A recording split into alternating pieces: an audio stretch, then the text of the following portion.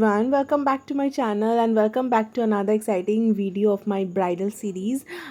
তো আমি যেরকম প্ল্যান করেছিলাম যে আমি ব্রাইডাল সিরিজের মধ্যে সমস্ত মেকআপ টিউটোরিয়ালস দেবো বিভিন্ন কালচারাল ব্রাইডের ইন্ডিয়ান কালচারের। তো প্রত্যেকটা যে যা প্ল্যান করেছিলাম তার মধ্যে 3টে মেবি আমি দিয়েছি প্রিভিয়াস ভিডিওতে, লিঙ্ক ডিসক্রিপশনে থাকবে, চেক করতে পারো যদি এখন অবধি দেখে না থাকো তো। অ্যান্ড এইটা আজকে করছি আমি ক্রিশ্চিয়ান ব্রাইডাল লুক। মিডলে আমি কিছু গ্যাপ নিয়েছিলাম কারণ আমার একটা বিয়েবাড়ি অ্যাটেন্ড করার ছিল, তো সেই বিয়েবাড়ির কিছু ব্লগ এই সিরিজের মধ্যে অ্যাড করেছি। Back to the point and let's get start the tutorial. তো অ্যাজ ইউ ক্যান সি ফার্স্টেই সিরাম দিয়ে আমি পুরো ফেসটাকে প্রেপ করেছি। প্রত্যেকটা সিরিজের ডিটেলে আমি টিউটোরিয়াল দিয়েছি, তোমরা চেক করতে পারো। প্রত্যেকটা সিরিজ বলছি, সরি, প্রত্যেকটা ব্রাইডাল যে লুক করেছি সবেতেই। দেন আমি ময়শ্চারাইজার অ্যাপ্লাই করেছি অ্যান্ড দেন লিপটাকে ময়শ্চারাইজ করার জন্য আমি এখানে ভ্যাসলিন পেট্রোলিয়াম জেল ইউজ করেছি। ম্যালিও স্টোভ ক্রিম ইউজ করেছি।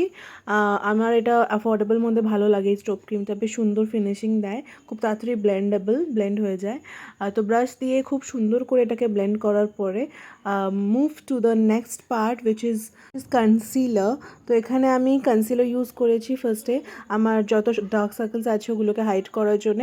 একটা সেম স্কিন টোনের মধ্যেই নিয়েছি আমি কনসিলার, মানে এটা একদমই ম্যাচ করে আমার স্কিন টোনের সাথে নিয়েছি। এই মুহূর্তে যারা কেন কনসিলার ইউজ করছি, যাতে আমার ডার্ক সার্কেলস ডার্ক স্পটসগুলো হাইড হয়ে যায়। কারণ এই লুকটা আমি খুব মানে এইচডি বা মানে একদমই হেভি করব না, সেজন্য আমি ওই কালার কারেক্টার বাগেরা এই সমস্ত কিছু ইউজ করিনি এখানে। তো ওটাকে সুন্দর করে ব্লেন্ড করে নেওয়ার পর আমি এখানে ফাউন্ডেশন অ্যাপ্লাই করছি। আর এখানে আই মেকআপটাও খুব সফট অ্যান্ড সাটল হবে। তো এখানে ফাউন্ডেশনের জন্য আমি ফেসেস কানাডা ফাউন্ডেশন ইউজ করছি। ফার্স্টে আমি পুরো ফেসের মধ্যে ফাউন্ডেশনটা অ্যাপ্লাই করে নেব অ্যান্ড দেন আপনি ড্যাম বিউটি ব্লেন্ডারের হেল্পে এই পুরো ফাউন্ডেশনটাকে ব্লেন্ড করে নেব।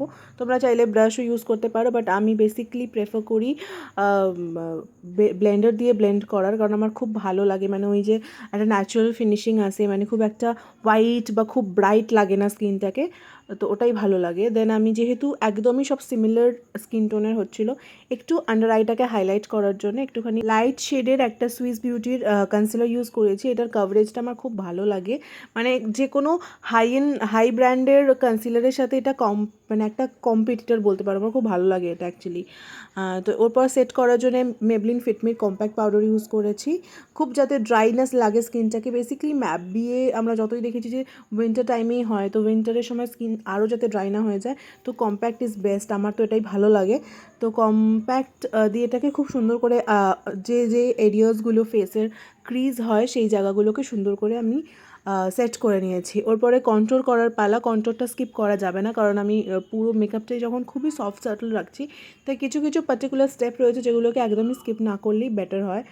তো এখানে আমি অ্যাপ্লাই করেছি আইটেক্স ড্যাজলারের কন্ট্রোর, আমার one of the favourite contour বলতে পারো। একবার ট্রাই করে দেখতে পারো, খুব ভালো লাগবে। আই থিঙ্ক তোমাদেরও ফেভারিট হয়ে যাবে, মানে রেকমেন্ডেড প্রোডাক্টের মধ্যে এটা একটা। আর ওই সুইস বিউটি কনসিলারটা ডেফিনেটলি ট্রাই করো। আচ্ছা, একটা কথা, আমি না কোনো রকম হোয়াইট গাউন পাইনি, সে কারণে আমি একটা নর্মাল আনারকলি কুর্তি পরেছি, যেটা পুরোপুরি হোয়াইট কালারের মধ্যে। আর আফটার দ্য লুক তোমরা দেখতে পাবে যে খুব একটা খারাপও আউটপুটটা আসবে না।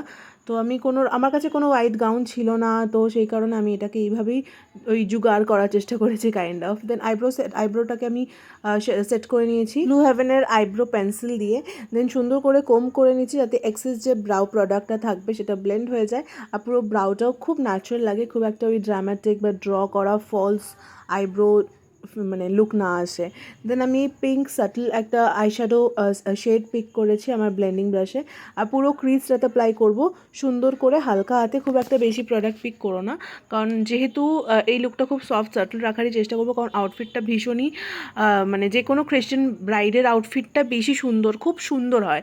তো যে কারণে ওই আউটফিটের থেকে ফোকাস যেন অন্য কোথাও না যায়, সেজন্য মেকআপটা সবসময় সাটল রাখারই আমার নিজস্ব এটা একটা মতামত বলতে পারো। বাকি টোটালটাই অ্যাজ ইউ উইশ, কীভাবে সাজবে কীভাবে না করবে তোমাদের পছন্দ।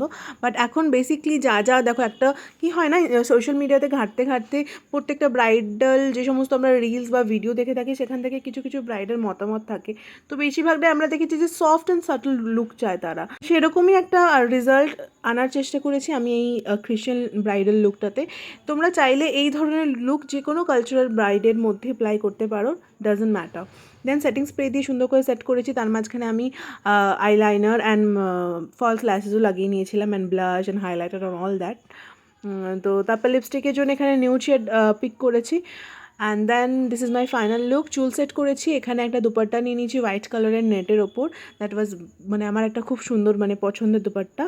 And this is my final finish look, you can C.